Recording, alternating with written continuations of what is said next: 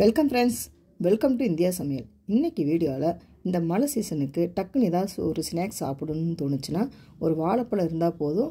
இந்த மாதிரி இந்த ஸ்நாக்ஸ் செஞ்சு சாப்பிட்றலாம். நம்ம சேனலை ஃபஸ்ட் டைம் பார்க்குறதா இருந்தால் சப்ஸ்கிரைப் பண்ணி வச்சுக்கோங்க. இப்போ மிக்ஸி ஜாரில் ஒரு வாழைப்பழம் எடுத்துக்கிடலாம். நீங்கள் எந்த வாழைப்பழம் வேணும்னாலும் எடுத்துக்கோங்க. சின்ன சின்ன பீஸாக கட் பண்ணி சேர்த்துக்கிடலாம். இப்போ இந்த ஒரு வாழைப்பழத்துக்கு தேவையான 3 டீஸ்பூன் அளவுக்கு நாட்டு சர்க்கரை சேர்த்துக்கோங்க. தேவையான அளவு ஏலக்காய் தூள் இப்போ சேர்த்துட்டு நல்லா நைஸாக அரைச்சி எடுத்துகிட்டு வந்தாச்சு. இப்போ வேறொரு பவுலில் மாற்றிக்கிடலாம்.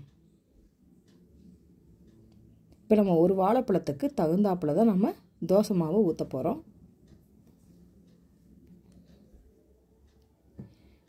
இப்போ இந்த ஒரு வாழைப்பழத்துக்கு தேவையான நான் 2 கரண்டி தோசை மாவு எடுத்திருக்கேன். இப்போ எடுத்துட்டு நல்லா கலந்து விட்டுக்கோங்க.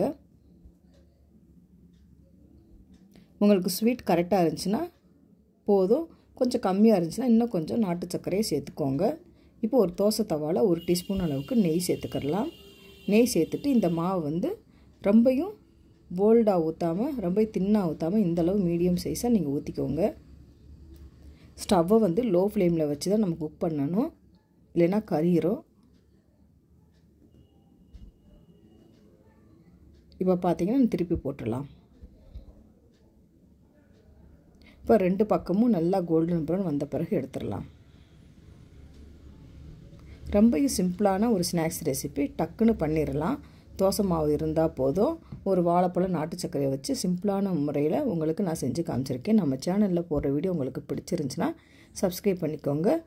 உங்களுக்கு இந்த வீடியோ பிடிச்சிருந்துச்சுன்னா லைக் பண்ணுங்கள், ஷேர் பண்ணுங்கள், கமெண்ட் பண்ணுங்கள். உங்களை நான் வேறு வீடியோ சந்திக்கிறேன். பாய். தேங்க்ஸ் ஃபார் வாட்சிங்.